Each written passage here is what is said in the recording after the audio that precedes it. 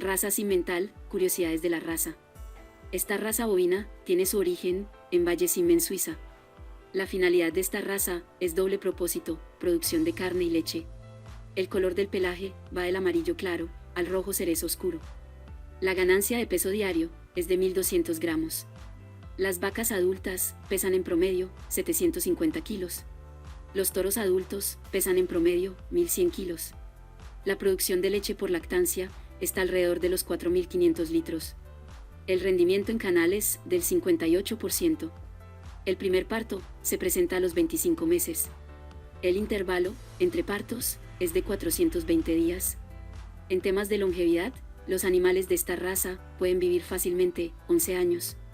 La pubertad se presenta a los 16 meses.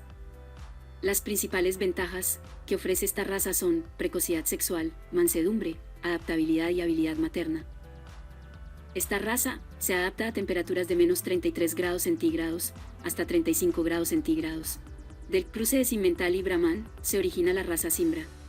Raza que hereda el ganado cebú, adaptación a climas cálidos, resistencia a endo y ectoparásitos.